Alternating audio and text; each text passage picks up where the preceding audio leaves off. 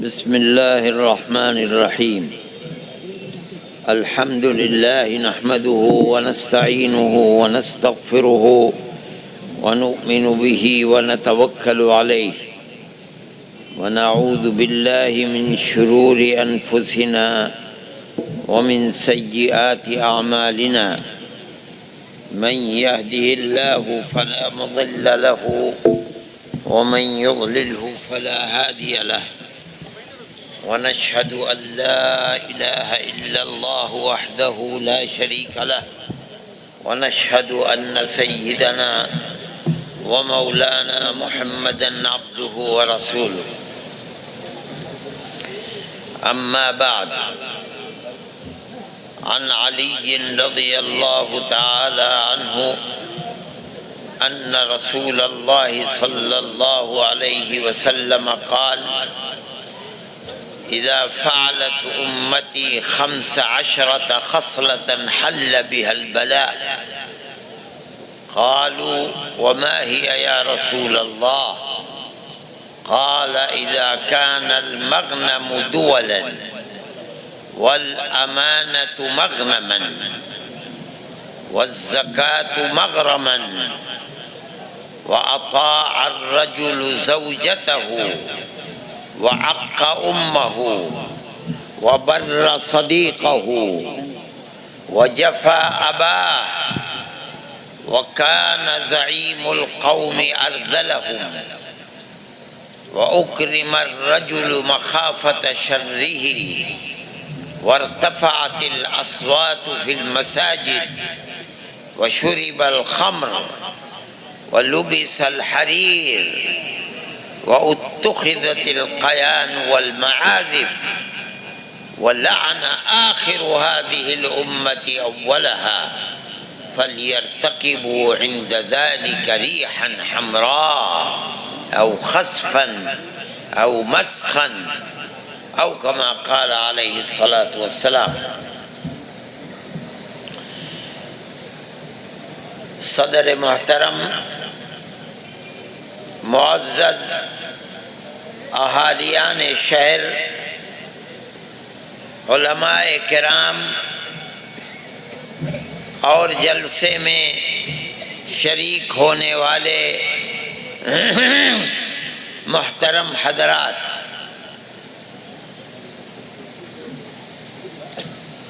یہ پروگرام جو اصلاح معاشرہ کے عنوان سے رکھا گیا ہے، میں نے اسی مناسبت سے امام ترمذی رحمۃ اللہ علیہ کی اپنی مشہور کتاب کے اندر تخریج کی ہوئی ایک حدیث آپ کے سامنے پڑھی ہے، جس میں ہمارے آقا اور ہمارے سردار حضرت محمد صلی اللہ علیہ وسلم نے ایک مجلس میں یہ فرمایا کہ میری امت جب 15 کام کرنے لگے گی تو میری امت پر آزمائش اور مصیبتوں کے پہاڑ ٹوٹیں گے، پوری امت پریشان حال ہو جائے گی، جس کا مطلب ہے کہ اللہ کی نصرت اور خدا کی رحمت کا دروازہ امت پر بند ہو جائے گا۔ اور یہ پریشان کن حالات کب ہوں گے؟ فرماتے ہیں جب ہوں گے جب میری امت 15 کام کرنے لگے گی۔ صحابہ کرام رضوان اللہ علیہم اجمعین نے فوراً عرض کیا وما ہی یا رسول اللہ، وہ 15 کام کیا ہیں ہمیں بتائیے، تاکہ ہم ان 15 کاموں کو اپنے معاشرے میں پیدا نہ ہونے دیں، ہم ان کے خلاف جہاد کریں، اپنے معاشرے کو ان کاموں سے پاک رکھیں، کہیں نظر آئیں تو معاشرے کو پاک کر دیں تاکہ اللہ کی رحمت، اس کی نصرت اور اس کی تائید سے ہم محروم نہ ہو سکیں۔ جناب رسول اللہ صلی اللہ علیہ وسلم، جن کو اپنی امت سے اتنا تعلق ہے کہ کسی نبی کو اپنی امت سے اتنا تعلق نہیں رہا، انہوں نے اپنی امت کو رحمت خداوندی سے محروم نہ ہو سکے، اس لیے ایک ایک کر کے ان کو بیان کیا۔ حضرت علی کرم اللہ وجہہ حدیث کو بیان فرماتے ہیں، اس کا مطلب ہے کہ اللہ کا نبی بیان کر رہا ہے، وہ اپنی امت کو چاہتا ہے کہ وہ ہمیشہ رحمت خداوندی سے ہمکنار رہے، خدا کی نصرت اور تائید سے محروم نہ رہے، اس لیے اس نے ایک ایک کر کے دنیا سے پس پردہ تشریف لے جانے سے پہلے امت کو باخبر کر دیا، صرف صحابہ کو نہیں۔ آپ نے 1400 سال پہلے اپنی امت کی فلاح و بہبود کے لیے جس چیز کو فرمایا تھا، آج تک انہی کلمات کے اندر وہ چیز موجود ہے۔ یہ بھی اس امت کا ایک کمال ہے جو امم سابقہ میں کسی کو میسر نہیں ہو سکا۔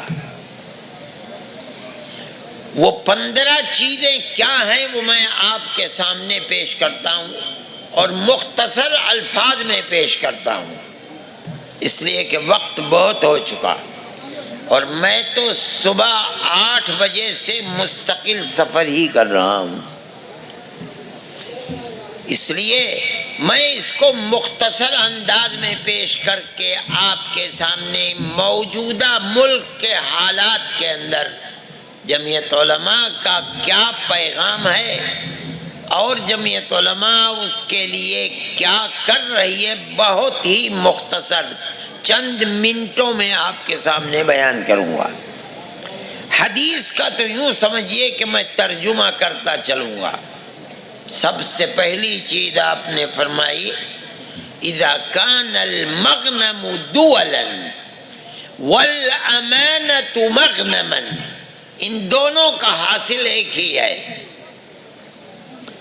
جب مال غنیمت جو نبی کریم علیہ السلام کے لائے ہوئے دین میں حصہ ان لوگوں کا ہے جو اللہ کے کلمے کو بلند کرنے کے لیے جہاد فی سبیل اللہ کرتے ہیں، اللہ اگر فتح و نصرت عطا فرمائے تو مال غنیمت ان جہاد فی سبیل اللہ کرنے والوں کا حصہ ہے۔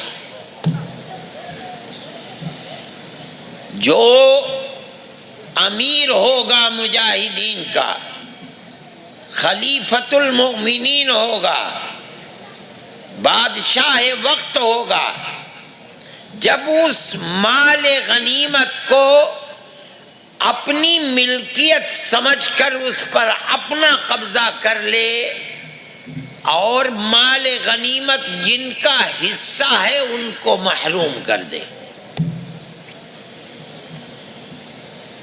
ایک دوسری چیز فرماتے ہیں والامانۃ مغنما، مال امانت جس کو کہتے ہیں، آدمی اپنی چیز کسی دوسرے، زمین ہے، جائیداد ہے، سونا ہے، چاندی ہے، پیسہ ہے، کسی کے پاس رکھ دے، جس کے پاس رکھ دے، بجائے اس کے کہ صاحب حق کو اس کا حق واپس کرے، اس کو مال غنیمت سمجھ کر کھا جائے، دبا لے۔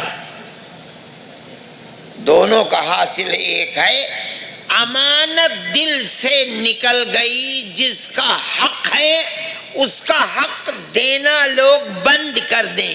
وہ بادشاہ وقت جو بیت المال اور خزانوں کا مالک ہے وہ بھی بے ایمان ہو گیا، اور راستہ چلتے ہوئے آدمی کے دل سے بھی امانت نکل گئی، کوئی کسی کا حق دنیا کے اندر نہ دے۔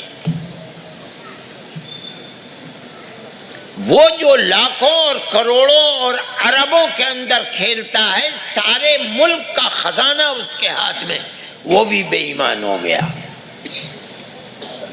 مال غنیمت جن کا حق ہے ان کو محروم کر رہا ہے، اور وہ آدمی جو زمین پر چلتا ہے، عامت الناس کے ساتھ رہتا ہے، اس کے دل سے بھی امانت نکل گئی۔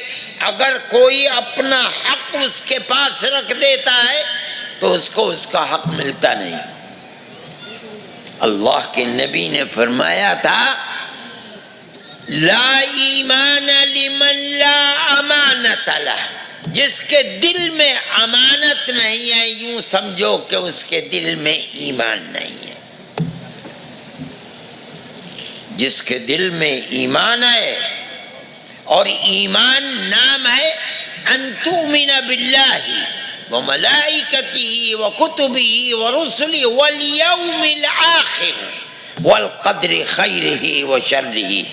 ایمان نام ہے اللہ پر ایمان لانے کا، اور مختلف چیزوں کو بیان، قیامت کے دن پر ایمان۔ کیا مطلب قیامت کا دن؟ آدمی اس زندگی کے بعد دوسری مرتبہ زندگی دیا جائے گا، اور اپنی اس دنیا کے کیے کا حساب اسے اللہ کے سامنے پیش کرنا ہوگا، جس کو قرآن کہتا ہے الا یظن اولئک انہم مبعوثون لیوم عظیم یوم یقوم الناس لرب العالمین۔ بھول گئے؟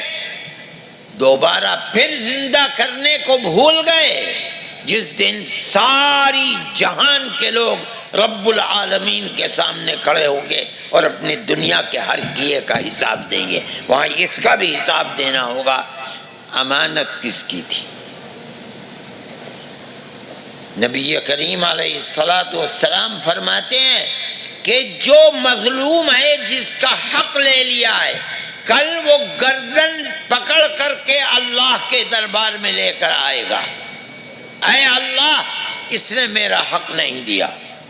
اللہ کو غصہ ہوگا، فرمائیں گے اد الامانہ، دے اس کا حق دے۔ دائیں بائیں دیکھے گا، روپیہ پیسہ سونا چاندی زمین جائیداد کچھ تو نظر نہیں آئے گا۔ اللہ سے کہے گا انا یا ربی وقد ذہبت الدنیا، اے اللہ کہاں سے دوں، دنیا تو ختم ہو گئی، جو میں نے لیا تھا نظر ہی نہیں آ رہا ہے۔ اللہ کو اتنا غصہ ہوگا، پھر فرمائیں گے ہم کچھ نہیں سنتے، اد الامانہ، حق دے اس کا۔ کہے گا اے اللہ میری بفتا سن تو لیجئے، میں کہاں سے دوں، دنیا ختم ہو گئی، آج دنیا میں نے جو کچھ لیا تھا کچھ نظر نہیں آ رہا ہے۔ اللہ پھر تیسری مرتبہ یہی اد الامانہ، ہم کچھ نہیں سنتے، اس کا حق دے۔ ایک پیسہ لیا تھا یا 1000 لیے تھے یا 50,000 لیے تھے یا 1,00,000 2,00,000 لیے تھے، کچھ نہیں، اس کا پیسہ دے، اس کی امانت دے، اس کا حق دے۔ یہ امانت کی اہمیت ہے۔ یہی چیز جناب رسول اللہ صلی اللہ علیہ وسلم بے شمار احادیث کے اندر امانت کے سلسلے کے اندر یہی بات فرماتے ہیں، تاکید فرماتے ہیں امانت کی۔ ابتدا سے لے کر آخر تک دور نبوت، بالکل جاتے جاتے جو آپ نے حجۃ الوداع کے جس کے 2-2.5 مہینے کے بعد آپ دنیا سے تشریف لے گئے، اس کے اندر آپ نے منا میں 10ویں تاریخ کو ایک تقریر فرمائی، اور وہ تقریر ایسی ہے کہ 50 سینکڑوں احادیث کے اندر اس تقریر کے مندرجات کو صحابہ پیش فرما دیا، آپ نے یہ فرمایا، آپ نے یہ فرمایا۔ ایسا لگتا ہے کہ آپ یہ سمجھ رہے ہیں کہ میں اب جا رہا ہوں دنیا سے، اور فرما رہے ہیں خذوا عنی مناسککم لعلی لا احج بعد حجتی ہذی، مجھ سے اپنے حج کے طور طریقے سیکھتے چلو، ہو سکتا ہے کہ میں اب اس حج کے بعد کبھی حج نہ کروں۔ صحابہ کرام رضوان اللہ علیہم اجمعین دیوانوں کی طرح دائیں بائیں آگے پیچھے دیکھ رہے ہیں آپ کیا کر رہے ہیں۔ آپ نے 10ویں تاریخ کو ایک تقریر فرمائی، اور ایسا لگتا ہے کہ آپ نے 23 سالہ دور نبوت میں جو سبق سکھلایا تھا اس کو مختصر الفاظ میں آپ نے ذکر فرما دیا۔ اس کے اندر آپ نے فرمایا وَالْأَمَانَةُ مُؤَدَّى، میری امت کے اندر اور کوئی شخص کسی دوسرے کا حق لے لے، نہیں نہیں نہیں، امانت جس کی ہے اسے ادا ہی کی جائے گی، چاہے امانت کسی کی ہو، چاہے مسلمان کی امانت ہو، چاہے ہندو کا حق ہو، چاہے یہودی کا حق ہو، چاہے عیسائی کا حق ہو، چاہے کسی دھرم کے نہ ماننے والے کا حق ہو، حق لیا نہیں جا سکتا۔ قرآن کے اندر یہی فرمایا ان اللہ یأمرکم ان تؤدوا الامانات الی اہلہا، اللہ تم کو حکم دیتا ہے کہ امانتیں جن کا حق ہے ان کو واپس کرو۔ جب امانت اور کس کا حق ہے لوگ بھول جائیں، صاحب حق کو حق نہ ادا کیا جائے، یہ دلیل ہے اس بات کی کہ اللہ کی رحمت کا دروازہ بند۔ اس آیت کے اترنے کا بھی مفسرین ایک واقعہ بیان کرتے ہیں۔ ہجرت سے پہلے نبی کریم علیہ الصلاۃ والسلام مکہ معظمہ میں تھے۔ کعبۃ اللہ کا دروازہ جنہوں نے حج کیا ہے دیکھا ہے، اتنا اونچا ہے کہ کھڑے ہو کر آدمی اگر ہاتھ لگانا چاہے تو عام آدمی کا ہاتھ کعبۃ اللہ کے در تک نہیں جاتا۔ اس زمانے میں بھی اتنا ہی اونچا تھا۔ کعبۃ اللہ کی چابی ایک صاحب تھے عثمان ابن ابی العاص، ان کے پاس کعبے کی چابی رہتی تھی، اور مفسرین کہتے ہیں کہ وہ ہفتے میں 2 دن کعبے کے دروازے کو کھولتے تھے، ان کی منوپلی تھی، اور وہ دروازے کے اوپر کھڑے ہو جاتے تھے سیڑھی لگا کر کے، جس کا جی چاہتا تھا ان کا اسے جانے دیتے تھے، نہیں جی چاہتا تھا روک دیتے تھے۔ ایک دن نبی کریم علیہ الصلاۃ والسلام نے جانا چاہا، عثمان نے روک دیا، کہا کہ محمد تم نہیں جاؤ گے، ہمارے باپ دادا کے دین کی مخالفت بھی کرتے ہو، اور ہم تمہیں کعبے کے اندر بھی جانے دیں، ہم نہیں جانے دیں گے۔ اللہ کے نبی بڑی متانت اور سنجیدگی کے ساتھ ایک طرف کھڑے ہو گئے۔ تھوڑی دیر کے بعد عثمان کے دل میں خدا جانے کیا بات آئی، کہنے لگے محمد آؤ جاؤ۔ نبی کریم علیہ السلام جب اندر جانے لگے، عثمان کے سامنے کھڑے ہوئے تو فرمایا کہ عثمان آج یہ چابی تمہارے پاس ہے، تم نے مجھے منع کر دیا، یہ بتاؤ جس دن یہ کعبے کی چابی میرے ہاتھ میں ہوگی اور میں جسے چاہوں گا دے دوں گا، اس دن تم کیا کرو گے؟ کوئی تصور بھی نہیں کر سکتا تھا کہ وہ محمد جو وہ خود اور ان کے پیچھے چلنے والے آج کعبے کی دیوار کے سائے میں ایک اللہ کی عبادت بھی نہیں کر سکتے، کیا ان کے ہاتھ میں ایسی طاقت آئے گی کہ کعبۃ اللہ کی چابی بھی قریش کے ہاتھ میں نہیں ہوگی، ان کے ہاتھ میں ہوگی؟ عثمان کہنے لگے کہ محمد اگر کوئی دن ایسا آیا تو اس کا مطلب یہ ہے کہ اس دن قریش بہت ذلیل ہوں گے۔ آپ نے فرمایا نہیں، بڑی عزت والے ہوں گے۔ نبی کریم علیہ الصلوۃ والسلام اندر تشریف لے گئے۔ کیا ہوا؟ کس سن کا واقعہ ہے؟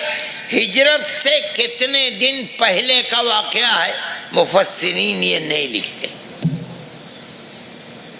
ایک دن ایسا آیا کہ بڑے بڑے سردار جمع ہو گئے کہ آج محمد گھر سے باہر نکلے علیہ الصلوۃ والسلام، سب مل کر قتل کر دو۔ اللہ نے اپنے نبی کو انہی کے درمیان سے نکالا۔ آپ ابو بکر کے گھر آئے رضی اللہ تعالی عنہ، اور وہاں سے دونوں کے دونوں غار میں گئے اور غار سے اٹھے اور مدینہ منورہ چلے گئے۔ اب 1 سال گزرا، 2 3 4 5 6 7 8۔ اللہ نے اپنے نبی کو حکم دیا کہ جاؤ اور جا کر مکے کو فتح کرو۔ جناب رسول اللہ صلی اللہ علیہ وسلم صحابہ کی فوج کو لے کر رمضان کے اندر مکہ معظمہ تشریف لے گئے۔ آپ تاریخ لکھنے والوں کی کتابوں کو دیکھیے، سب کہتے ہیں کہ صحابہ کا لشکر 10,000 صحابہ کا لشکر تھا 8 سال کے اندر۔ یہ وہی نبی ہے جو 8 سال پہلے مکہ معظمہ سے مدینہ منورہ آیا تھا، تو ایک رفیق غار، یار غار ابو بکر رضی اللہ تعالیٰ عنہ تھے۔ اسلام 8 سال میں جنگل کی آگ کی طرح پھیلا ہے۔ اب مکے کو فتح کرنے کے لیے، یعنی آپ کے اشاروں پر جان قربان کرنے والے 10,000 صحابہ کی فوج ہے، اور چٹکی بجاتے بجاتے مکہ معظمہ کو فتح کر لیا۔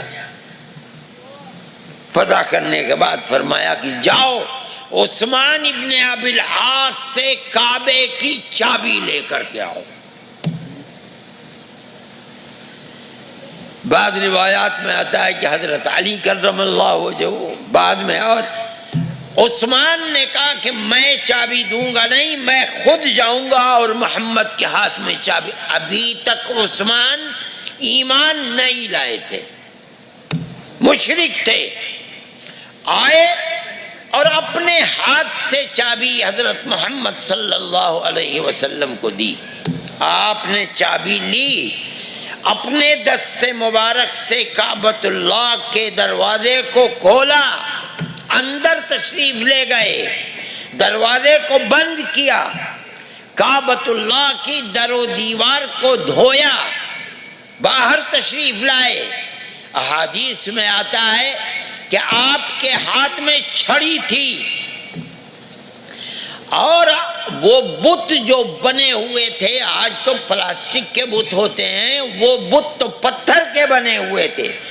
جس بت کے اوپر وہ چھڑی رکھ کر کے قرآن کی آیت فرماتے تھے، جاء الحق وزهق الباطل ان الباطل کان زہوقا، وہی پتھر اوندھے منہ زمین کے اوپر گر جاتا تھا۔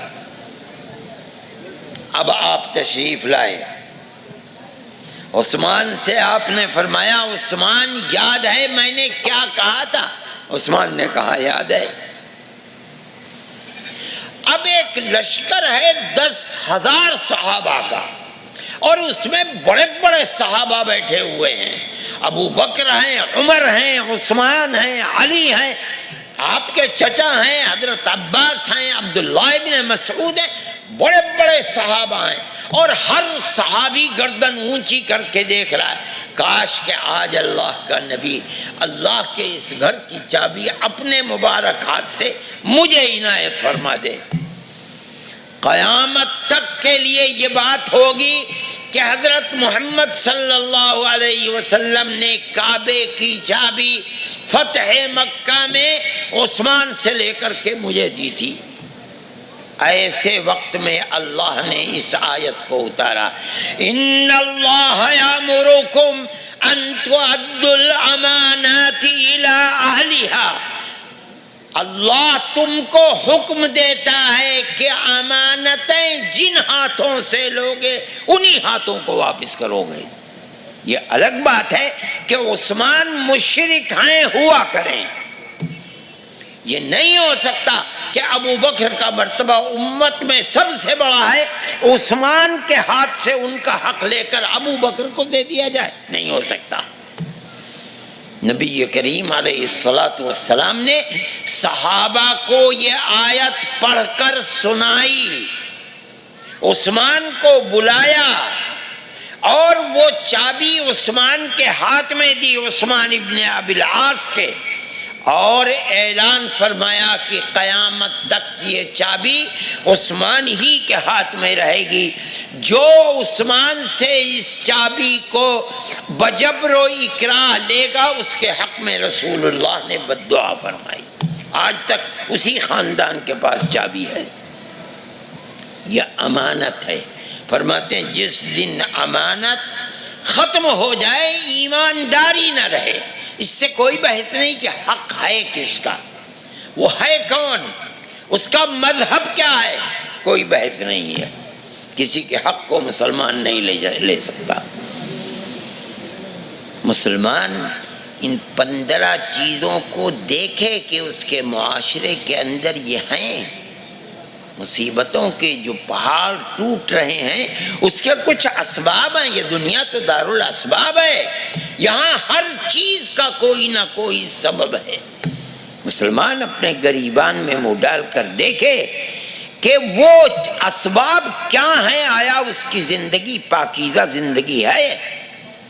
تیسری چیز فرماتے ہیں وَالزَّكَاةُ مَغْرَمًا، اور جب زکوٰۃ، غرامہ کہتے ہیں ٹیکس کو، اور جب زکوٰۃ آدمی مسلمان ٹیکس سمجھنے لگے، مطلب ہے جس طرح گورنمنٹ کے ٹیکس کی چوری کرتا ہے یہ حق مسلمان اس کی بھی چوری کرنے لگے، اس کا مطلب ہے کہ خدا کی رحمت کے دروازے بند۔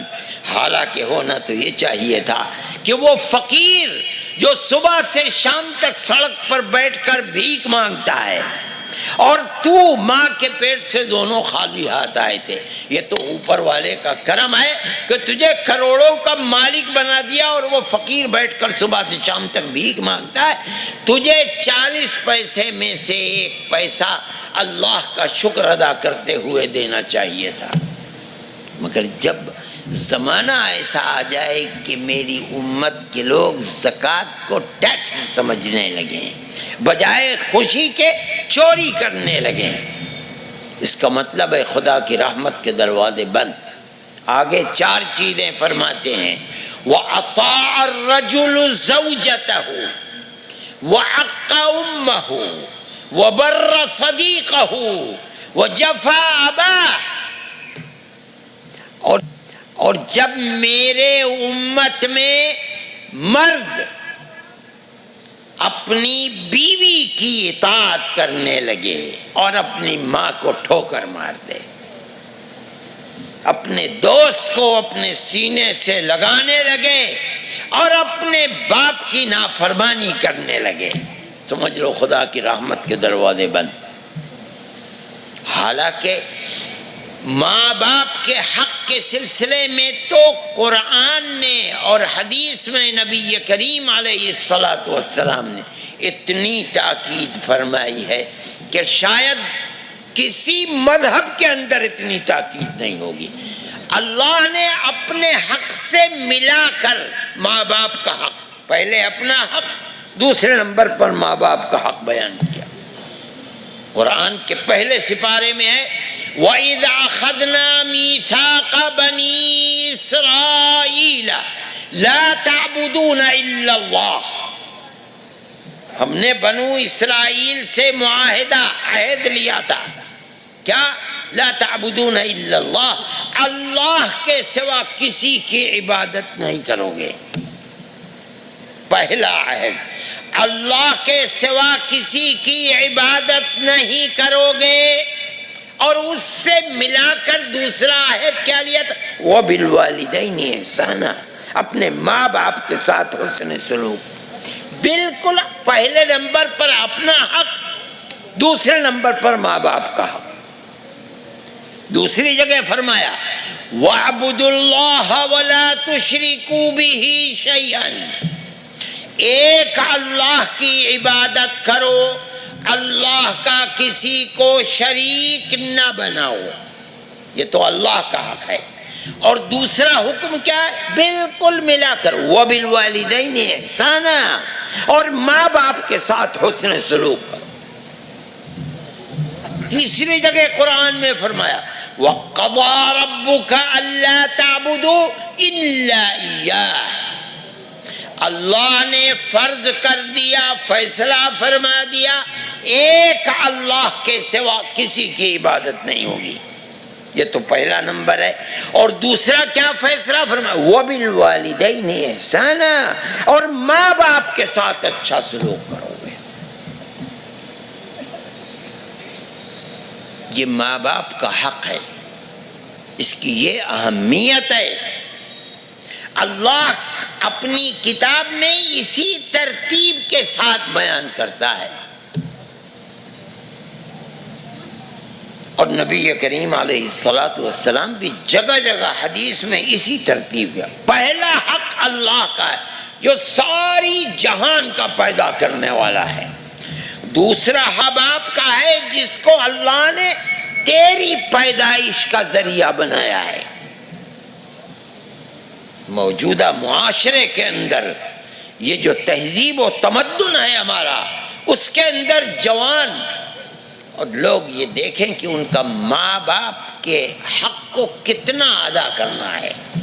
فرماتے ہیں جب یہ صورت پیش آ جائے گی رحمت کے دروازے بند ہو جائیں گے، اب میری امت آزمائش کا شکار ہونے لگی۔ کہاں تک کتنا حق ادا کرے؟ ایک روایت ہے حضرت معاذ بن جبل رضی اللہ تعالیٰ عنہ فرماتے ہیں اللہ کے نبی میرے دوست میرے خلیل نے مجھے 10 نصیحتیں فرمائیں۔ سب سے پہلی نصیحت اللہ کے حق کو، لا تشرک باللہ شیئا وَإِن قُتِلْتَ وَحُرِّقْتَ، اے معاذ اللہ کا کسی کو شریک نہ بنانا۔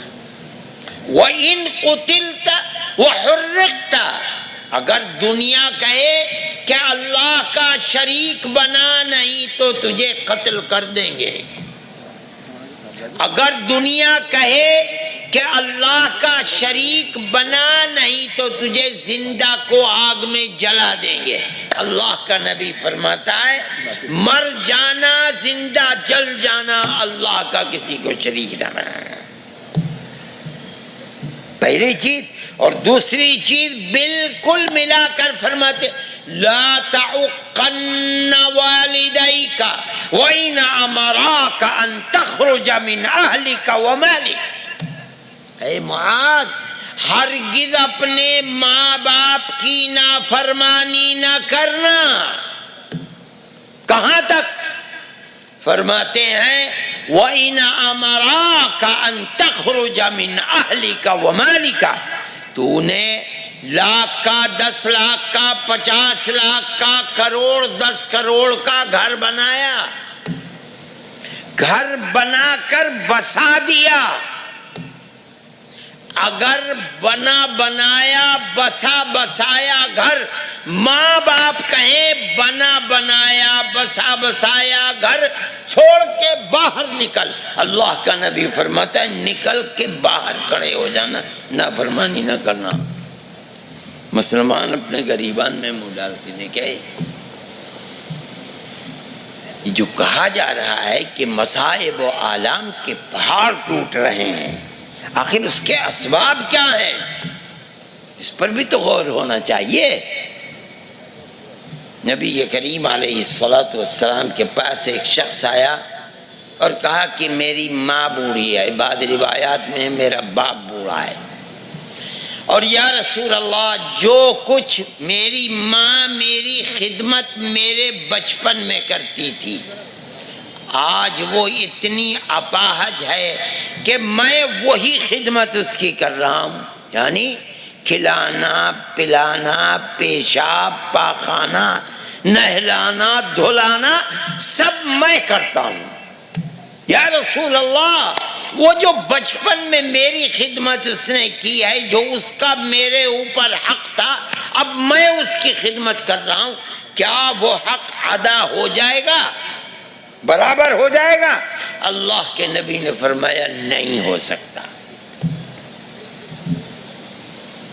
وہ تیری خدمت کرتی تھی، خوشی کے ساتھ کرتی تھی، دعا کرتی تھی، اے اللہ میرے بچے کو عزت دینا، صحت دینا، تندرستی دینا، مال دینا، دولت دینا، جو دعا مانگ سکتی تھی وہ مانگتی تھی، کہتی تھی اے اللہ میرے بچے کو بڑی لمبی زندگی دینا، اگر بس میں ہوتا تو اپنی زندگی کاٹ کر تجھے دے دیتی، اور تو اب اس کی خدمت کرتا ہے اور دعا کرتا ہے اے اللہ دین و ایمان کی سلامتی کے ساتھ اس کی مشکل کو آسان کر دے۔ تو بتا تو کہاں ہے؟ زمین آسمان کا کیسے برابر ہو جائیں گے؟ یہ ماں باپ کا حق ہے۔ یہ 7 چیزیں فرماتے ہیں وَكَانَ زَعِيمُ الْقَوْمِ أَذَّلَهُمْ، میرے بھائی جس کے سر پر ماں باپ کا سایہ ہے، یا ایک چلا گیا ایک کا سایہ ہے، اللہ کی رحمت کو حاصل کرنے کے لیے اپنی آخرت کو بنانے کے لیے بڑا مضبوط سہارا ہے۔ ان کو راضی رکھ کے ان کی خدمت کر کے رات اور دن ان کو خدمت کر کے اپنی آخرت کو آباد کرنا چاہیے۔ ان کی ناراضگی اپنی دنیا اور آخرت کی بربادی کا ذریعہ ہے۔ فرماتے ہیں اگلی چیز وَكَانَ زَعِيمُ الْقَوْمِ أَرْذَلَهُمْ، ہونا یہ چاہیے کہ قوم کا سردار سب سے اللہ کا بڑا برگزیدہ بندہ ہونا چاہیے۔ لیکن جب ایسا زمانہ آ جائے کہ قوم کا سردار وہ آدمی بنے جو کمینہ ابن کمینہ ہو، رذیل ہو، اس کا مطلب ہے کہ پوری قوم رذیل ہو گئی، ورنہ کیوں اس رذیل کو اپنے سر کے اوپر بیٹھا رہا ہے؟ اگر جان ہوتی معاشرے کے اندر تو ایسا نہیں ہو سکتا تھا۔ جناب رسول اللہ صلی اللہ علیہ وسلم دنیا سے تشریف لے گئے، کس کو اپنا امیر بنایا؟ ابو بکر کو، جن کا مرتبہ اس امت میں رسول اللہ کے بعد سب سے بلند مرتبہ ہے۔ وہ دنیا سے چلے گئے، کس کو امیر بنایا؟ عمر بن الخطاب کو، جن کا مرتبہ اس امت میں ابو بکر کے بعد سب سے بڑا مرتبہ ہے۔ وہ چلے گئے، کس کو اپنے سر پر بیٹھایا؟ عثمان کو، جن کا مرتبہ عمر کے بعد امت میں سب سے بڑا مرتبہ۔ وہ گئے، کس کو بنایا؟ علی مرتضیٰ کو، رضوان اللہ علیہم اجمعین۔ یہ وہ معاشرہ ہے جس سے پاکیزہ معاشرہ اب قیامت تک کسی طبقے میں نہیں ہو سکتا۔ یہ فرماتے ہیں علامت وَكَانَ زَعِيمُ الْقَوْمِ أَرْذَلَهُمْ۔ آگے وَأُكْرِمَ الرَّجُلُ مَخَافَةَ شَرِّهِ، آدمی کا جب احترام کیا جانے لگے، ہر آدمی جھک کر سلام کرے، مخافت شرِّہ، اس کے شر سے ڈر کر، ارے بھئی اگر اسے سلام نہ کریں گے تو یہ مصیبتوں کا شکار بنا دے گا ہمیں۔ حالانکہ اتنی طاقت ہونی چاہیے مسلمان کے معاشرے میں، اگر معاشرے میں کوئی شرابی ہے تو ہر ایک کا ہاتھ اس کے گریبان، یا توبہ کر یا چھوڑ کر بھاگ۔ کوئی چوری کرنے والا، کوئی شرابی، کوئی بدکار، کوئی فاسق، کوئی فاجر معاشرے میں زندہ نہ رہے، اگر رہے توبہ کر کے رہے۔ یہ تو ہے معاشرے کی پاکیزگی۔ لیکن جب فرماتے جب حال ایسا ہو کہ جان نکل گئی، فاسق ہے، فاجر ہے، ظالم ہے، اور ہر آدمی اسے جھک کر سلام کرتا ہے، اس کا مطلب ہے کہ خدا کی رحمت کے دروازے بند ہو گئے۔ فرماتے ہیں وارتفعت الاصوات فی المساجد، مسجدیں خدا کا گھر ہیں، ان کا احترام ہونا چاہیے۔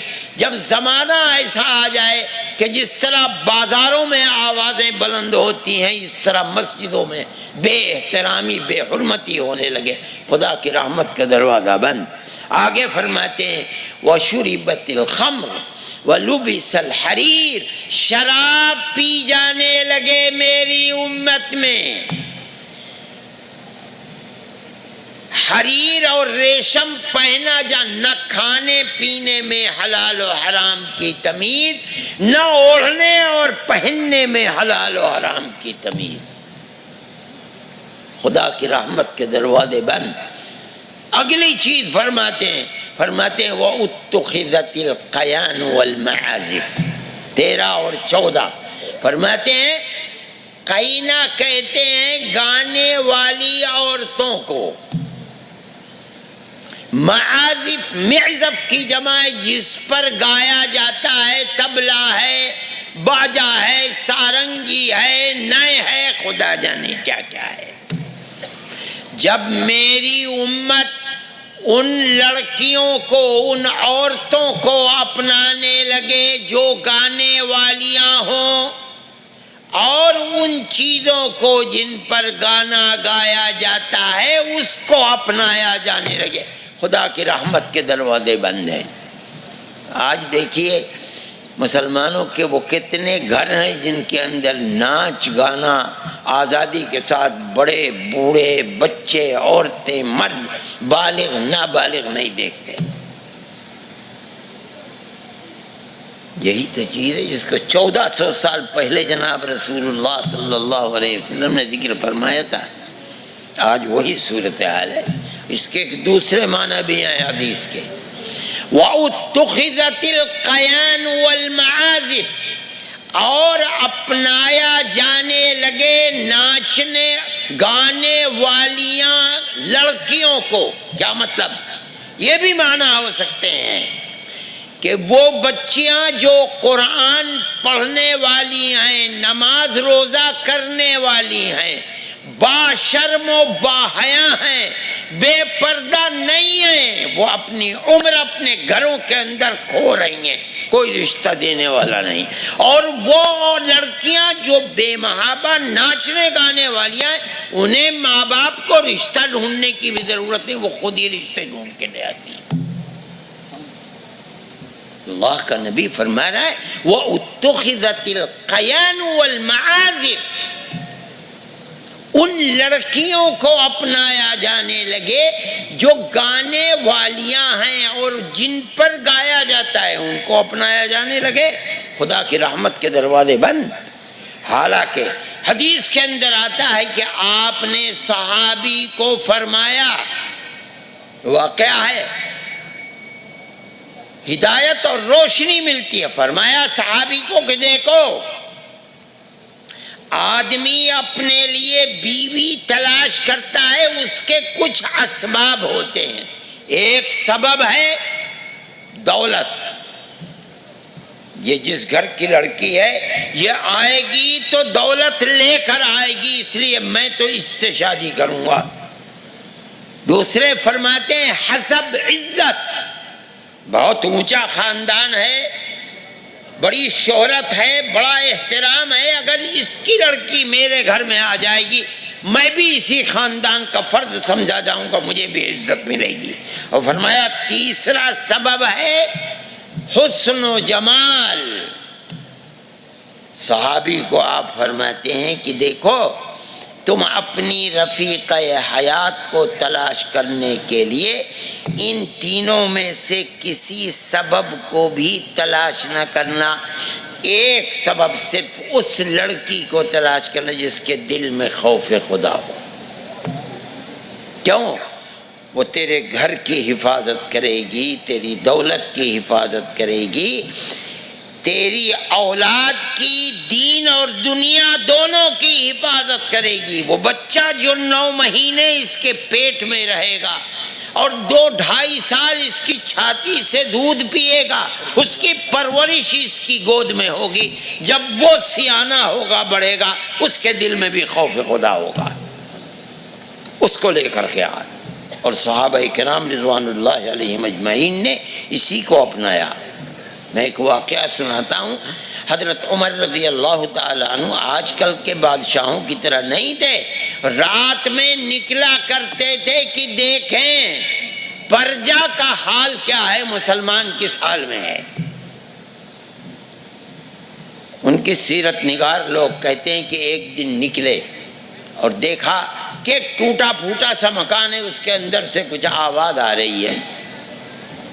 جا کے کھڑے ہو گئے سننے کے لیے، سنا کہ اندر سے آواز آ رہی ہے، کوئی عورت کہہ رہی ہے اپنی بچی سے کہ جانور کا دودھ نکال۔ اندھیرا تھا، کوئی بکری ہے یا اونٹنی ہے یا گائے ہے، اس کا دودھ نکال۔ جب دودھ نکال لیا تو ماں نے بیٹی سے کہا زدی فیہ الماء، اس کے اندر پانی بڑھا دے۔ تو ماں نے کہا الا تخافی، بیٹی نے کہا ماں سے الا تخافین عمر، ارے ماں مجھ سے کہہ رہی ہوں کہ میں دودھ میں پانی ملا دوں، آپ کو عمر بن الخطاب جیسے بادشاہ سے ڈر نہیں لگتا؟ تو ماں بیٹی سے کہنے لگی لا یرانا عمر، عمر ہمیں دیکھ توڑ ہی رہا ہے، پانی ملا دے اس کے اندر۔ تو لڑکی نے ماں سے خطاب کیا اور کہنے لگی ان لا یرانا عمر فرب عمر یرانا، اگر عمر نہیں دیکھ رہا ہے تو عمر کا اللہ تو دیکھ رہا ہے۔ اور یہ سب کچھ حضرت عمر رضی اللہ تعالیٰ عنہ سن رہے ہیں۔ چلے گئے، جب صبح ہوئی اور لوگ آئے بیٹھے، فرمایا جاؤ دیکھو فلاں فلاں سڑک کے اوپر ایسا ایسا مکان ہے، اس میں کون رہتا ہے۔ لوگ آئے، آ کر کے کہا کہ امیر المومنین ایک عورت ہے، اس کی ایک لڑکی ہے، کس خاندان کی ہے پتہ نہیں، کوئی بدوی ہے، کہیں دیہات سے آ کر کے رہ گئی ہے، غریب عورت ہے، اس کے پاس کچھ کھانے پینے کا ذریعہ نہیں ہے، ایک جانور ہے اسی کا دودھ نکالتے ہیں اور اسی کے دودھ کو بیچتے ہیں، وہی کھاتے ہیں۔ فرمایا میرے لڑکے کا رشتہ اس لڑکی سے لے جا کر کے دو۔ امیر المومنین، اور ایسی اسلام کی شان و شوکت کا زمانہ کہ اگر فارس اور روم، یہی 2 حکومتیں تھی بڑی جزیرۃ العرب کے دائیں بائیں، اگر ان کے یہاں عمر بن الخطاب کے لڑکے کا رشتہ جاتا واپس نہیں آ سکتا تھا۔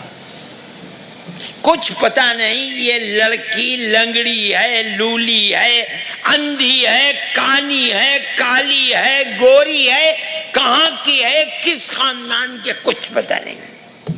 لیکن اللہ کے نبی نے جو فرمایا تھا عمر بن الخطاب نے اپنے کان سے سنا کہ اس کے دل میں خوف خدا ہے، اس لیے فرمایا کہ میرے لڑکے کا رشتہ اس لڑکی سے لے جا کر کے دو۔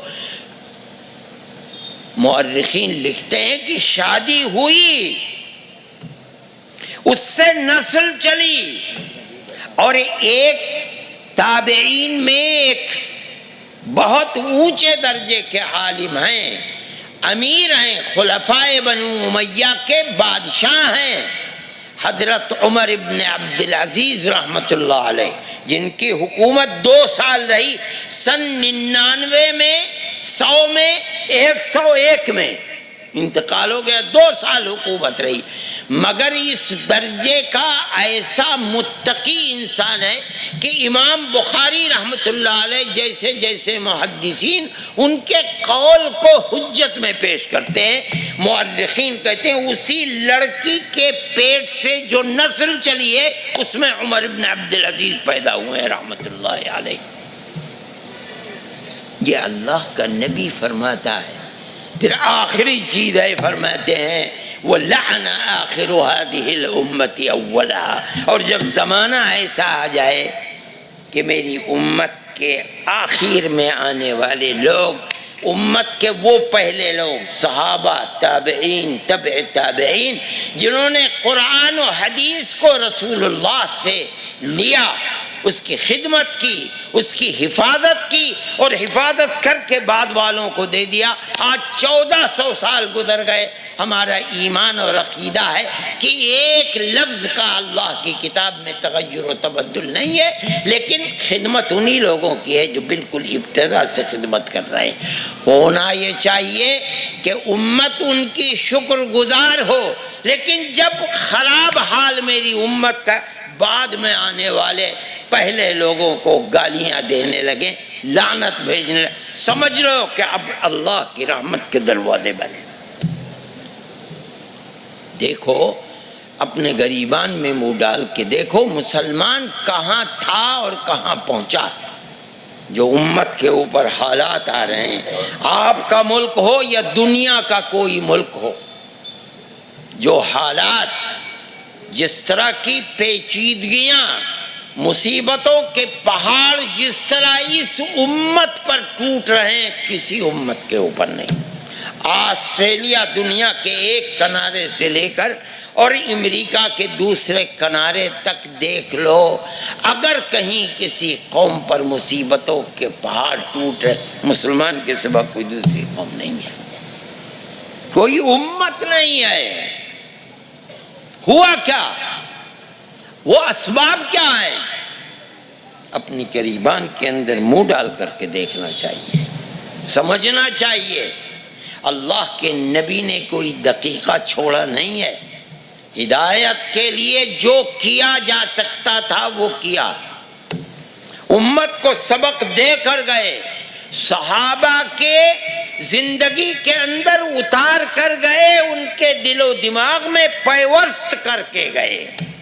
یہ تو ہمارا قصور ہے کہ جیسے جیسے مشکات نبوت سے دور ہوتے چلے جا رہے ہیں، قرآن و حدیث موجود ہے، ہر چیز موجود ہے، مگر ہماری زندگی اس کا نمونہ نہیں ہے۔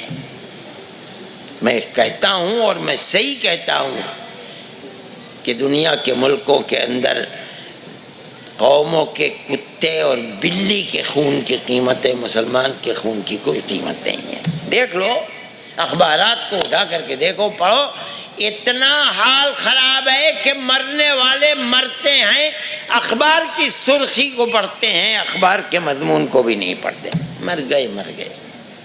اور مرنے والوں کے اندر 99% مسلمان ہی ہوتے۔ میرے بھائی، یہ حدیث اصلاح معاشرہ کے لیے اشارہ کرنے والی ہے، اور ہم سب کو اپنے معاشرے کی اصلاح، نبی کریم علیہ الصلوۃ والسلام نے اس کو امت کے سامنے رکھا ہی ہے اس بنیاد کے اوپر کہ جو چیزیں اس کے اندر ذکر کی گئی ہیں اس کے خلاف جہاد کیا جائے، اپنی زندگی کو پاک کیا جائے، اپنے گھریلو زندگی کو پاک کیا جائے، اپنے بچے اور بچیوں کی زندگی کو پاک کیا جائے۔ میرے بھائی، دوسری چیز میں نے کہی تھی کہ اس ملک کے اندر اور دنیا ہی کے اندر، لیکن ہم اپنے اس ملک کے رہنے والے ہیں اور ہمیشہ سے ہم اپنے اسی ملک میں رہتے ہیں۔ اس ملک کے حالات ہیں، حالات تو اگر میں یہ کہوں کہ ملک کی آزادی کے بعد سے مسلمانوں کے اوپر جو ظلم و تشدد کے پہاڑ ٹوٹے ہیں، اگر کسی دوسری قوم کے اوپر ٹوٹے ہوتے تو وہ شاید اپنے دین و ایمان یا اپنے عقیدے کی حفاظت نہ کر پاتی، لیکن مسلمان ہے کہ ان طوفان اور زلزلے اور حوادث کا شکار ہو کر گزر رہا ہے، لیکن یہ اللہ کا فضل اور اس کی عنایت ہے کہ وہ پھر بھی اپنے سینے سے اسلام اور ایمان کو لگائے ہوئے اور زندہ ہے اور اپنے دین کو پکڑے ہوئے ہیں۔ لیکن دنیا ہے جو ان حالات کے اوپر رات اور دن مسلمان کو جینے کا حق نہیں دینا چاہتی۔ ہو سکتا ہے کہ جنوبی ہندوستان کے اندر اس کا اثر زیادہ نہ ہو، لیکن شمالی ہندوستان تو اس آگ کے اندر جل رہا ہے۔ صحیح ہے، حوادث ہوتے رہے، فسادات ہوتے رہے، اور کوئی بھی ہندوستان کا قابل ذکر ایسا شہر نہیں ہے جہاں مسلمان کا خون پانی کی طرح نہ بہا ہو، لیکن ملک کے جو آج کے حالات ہیں ان حالات نے تو ان مظالم اور ستم کو جو ہمارے اوپر ملک کی آزادی کے بعد سے ہو رہا تھا ان کو بھلا دیا۔ آج کے جو دعوے ہیں اور جو مدعے ہیں وہ مدعے انتہائی خراب ہیں جو کبھی اس سے پہلے نہیں اٹھے۔ گھر واپسی کا پروگرام کہ مسلمان اور کرسچن خصوصیت کے ساتھ اپنے مذہب کو چھوڑ کر پھر ہندو مذہب کی طرف آ جائیں، اور اس کے لیے کد و کاوش اور کوشش کرنا، لیکن میں اس کے اندر ایک زندگی کا پہلو یہ دیکھتا ہوں کہ کچھ لوگ ہیں جنہوں نے آگ لگانا چاہا اور اس پروگرام کو بڑھانا چاہا، لیکن 10 اور 15 دن سے زیادہ نہیں گزرے کہ ملک کی اکثریت نے اس کو ریجیکٹ کر دیا۔ ہندو نے اور مسلمان نے اور کرسچن نے اور سکھ نے اور دلت نے، کسی نے کان نہیں دھرا۔ آج چند ماہ گزر گئے، کوئی نام لینے والا بھی نہیں ہے۔ مسلمان اور کرسچن کو ووٹ کے حق سے محروم کرنے کی بات کہی گئی، لفظ جہاد کا نعرہ لگایا گیا، لیکن قوم پرستی سے نہیں مٹایا جا سکتا۔ جس طرح دنیا میں آگ کو آگ سے نہیں بجھایا جا سکتا، اسی طرح فرقہ پرستی کی آگ کو فرقہ پرستی کی آگ سے نہیں بجھایا جا سکتا۔ اگر آپ یہ چاہتے ہیں کہ فرقہ پرستی کے ڈنک کو مار دیں اور فرقہ پرستی کے سانپ کے سر کو کچلیں، تو آپ کو ملک کے ہر بسنے والے کی طرف پیار و محبت کا ہاتھ بڑھانا پڑے گا۔ بغیر اس کے نہ آپ زندہ رہ سکتے ہیں اور نہ ملک کے اندر امن و امان قائم رہ سکتا ہے۔ اور یاد رکھیے، اگر آگ لگے گی تو اس کے اندر اکثریت اور اقلیت کوئی بچ نہیں پائے گی، سب کی جان اجیرن بن جائے گی۔ اس لیے اس ملک کے اندر یہ ضروری ہے، اور یہ ہماری تاریخ تھی۔ ہم تو گاؤں در گاؤں دلتوں کے ساتھ رہتے تھے، ہندو کے ساتھ رہتے تھے، مسلمان کے ساتھ رہتے تھے، چھوٹے اپنے بڑوں کا احترام کرتے تھے، بڑے ہندوؤں کو تاؤ اور چچا کہہ کر کے بلاتے تھے، ان کے پیار و محبت کے اندر شریک رہتے تھے، دکھ اور سکھ کے اندر شریک رہتے تھے، غمی کے اندر اور شادیوں میں شریک رہتے تھے۔ لیکن ملک کی آزادی کے بعد اقتدار کی کرسی اور اقتدار کی ہوس نے دلوں کو بٹوا دیا، اور آج کی وہ صورتحال ہے کہ ساری دنیا چیخ رہی ہے، ہندو چیخ رہا ہے، مسلمان چیخ رہا ہے، ملک کدھر جا رہا ہے۔ ایک اخلاق کا قتل نوئیڈا کے اندر ہوا۔ آپ نے دیکھا کہ اس ملک کے پڑھے لکھے دانشور اور اصحاب کمال ہندوؤں نے اپنے ایوارڈ کو واپس کر دیا، تھوک دیا اس کے اوپر۔ یہ ہماری وہ پرانی پیار و محبت ہے۔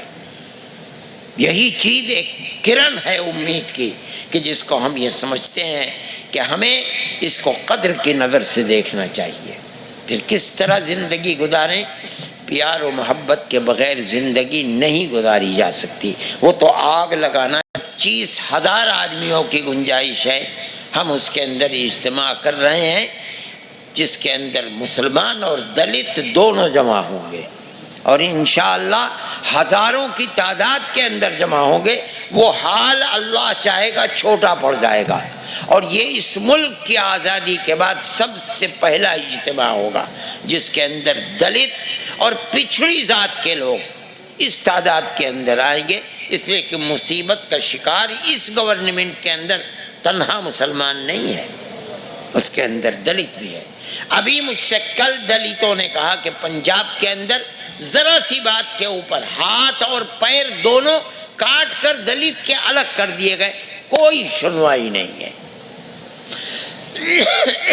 ہریانے کے اندر بچوں کو گھر کے اندر بند کر کے آگ لگا کے جلا دیا گیا دلت کے۔ اگر دلت چلا گیا مندر کے اندر، ایک کو قتل کر دیا گیا اور ایک کو مار مار کر کے جوان کو ادھمرا کر دیا گیا۔ ان حالات سے دلت گزر رہا ہے۔ کرسچن کتنے ان کے چرچ ہیں جن کو آگ لگا دیا۔ دلی اور دلی کے قرب و جوار ہی میں میرے پاس دلت آئے کل رات میں 6 بجے سے لے کر کے 8 بجے تک، ان کا بڑا بہترین اجتماع تھا جن کے اندر ان کے بڑے بڑے لیڈر شریک تھے کیناٹ پیلیس کے اندر۔ انہوں نے یہ کہا کہ ہم اپنی قوم کے سے وعدہ لے چکے ہیں کہ ہم دلت اور مسلمان اور کرسچن کا اتحاد کرنا۔ ہم نے کہا ہم اس کے لیے تیار ہیں، ہماری تو یہ تحریک ہے، ہم یہ کہتے ہیں کہ دلت اور مسلمان، دلت چاہے IPS افسر بن جائے، IAS افسر بن جائے، کچھ بھی بن جائے، لیکن رہتا ہے دلت۔ انہوں نے کہا کہ ہمیں معاشرے کے اندر عزت میسر نہیں ہے، صرف ہمیں کچھ گورنمنٹوں نے دے دیا ہے، یا کانگریس گورنمنٹ نے ہمیں تخصیص دے دی ہے، اور ہمیں ملک کی ملازمتوں کے اندر حصہ مل گیا، لیکن سماج کے اندر ہمیں برابری نہیں ہے۔ ہمارے اوپر ظلم و تشدد ہو رہا ہے، اور دن بدن اس حکومت کے اندر بڑھ رہا ہے۔ ہم ساتھ رہ کر کے کام کرنا چاہتے۔ ہم نے کہا ہمارا دل اس مسئلے کے اندر کشادہ ہے، اور ہم سمجھتے ہیں کہ یہ ضروری ہے مسلمان کے لیے۔ آپ اور وہ دو اگر مل جائیں، ان کی طاقت اس ملک کے اندر 30-32% ہے، 20 اور 22% مسلمان ہے۔ یہ کہتے ہیں کہ 17 کروڑ ہے مسلمان، لیکن مسلمان کی تعداد اس سے زیادہ، میں کہتا ہوں 17 کروڑ ہی مسلمان ہیں۔ اگر 50 کروڑ دلت اور مسلمان ملیں تو جو آج کی صورتحال ہے ظلم و تشدد، وہ ظلم و تشدد ختم ہو جائے گا۔ ہم کوئی سیاسی لوگ نہیں ہیں، ہم یہ نہیں کہتے کہ ہم اقتدار پر قبضہ کرنا چاہتے ہیں۔ جمعیت علماء کا کوئی تعلق سیاست سے نہیں ہے، لیکن اگر اس ملک کے اندر اتنے بڑے طبقے کو اس کا اپنا حق جو سیکولر دستور نے حق دیا ہے، وہ چند افراد بیٹھ کر کے اس کو آگ لگا دیں، یہ چیز ناقابل برداشت ہے، ناقابل قبول ہے۔ اپنے اس حق کو قبول کرانے کے لیے، اس حق کو حاصل کرنے کے لیے ضروری ہے کہ وہ ذاتیں اور وہ افراد اور قوم کے وہ افراد جن کو معاشرے کے اندر جگہ نہیں مل رہی ہے، ان کو جگہ دینی چاہیے، ملنی چاہیے وہ جگہ۔ جمعیت علماء کا یہ پیغام ہے، اور جمعیت علماء اس کے لیے کام کر رہی ہے۔ ہمارا کام جو ہے ان لوگوں کے لیے کہ جو لوگ جیلوں کے اندر بند ہیں، وہ اپنی جگہ پر ہے، اور ہم وہ کام کر رہے ہیں۔ اللہ نے ہمیں توفیق دی ہے۔ جماعت تو در حقیقت ہمارے بزرگوں کی امانت ہے، ہم جو بھی کر سکتے ہیں اس کے لیے کر رہے ہیں۔ ہمارا سیاست سے کوئی تعلق نہیں، نہ ہمیں پارلیمنٹ کی ممبری چاہیے، نہ اسمبلی کے ممبر بننا چاہتے ہیں، نہ آج تک چاہا ہے، اور انشاءاللہ مرتے دم تک نہیں چاہیں گے۔ قوم کی اور ملک کی خدمت کرنا چاہتے ہیں، جو کر سکتے ہیں وہ ہم کر رہے ہیں۔ ہم کسی سے اس کا معاوضہ نہیں لینا چاہتے۔ ہماری قوم ہے، ہمارا ملک ہے، یہ دنیا ہے، ہمیں جانا ہے، کل اللہ کی بارگاہ کے اندر ہمیں حساب دینا ہے۔ اس لیے ہم یہ سمجھتے ہیں کہ ملک و قوم کی خدمت کر کے اگر ہم جائیں گے تو انشاءاللہ کل قیامت کے دن سرخرو ہوں گے۔ میں آپ حضرات کا شکر گزار ہوں، آپ نے جس طرح عزت افزائی کا معاملہ کیا ہے، یہاں کے رہنے والوں نے اور آپ حضرات نے، میں اپنے دل کی گہرائی سے آپ کا شکر گزار ہوں، اور میں اللہ سے دعا کرتا ہوں کہ اللہ ہمارے اس ملک میں امن و امان کو قائم فرمائے، سب رہنے والوں کے دلوں میں پیار و محبت اور الفت کو پیدا فرمائے، ہماری پرانی پیار و محبت کی تاریخ کو اللہ دوبارہ زندہ فرما دے، اور جو لوگ افتراق اور تفریق کے بیج بو رہے ہیں اللہ انہیں خائب و خاسر فرما دے اور ذلیل و رسوا فرما دے۔ وصلی اللہ تعالی علی خیر خلقہ سیدنا محمد وعلی آلہ واصحابہ اجمعین۔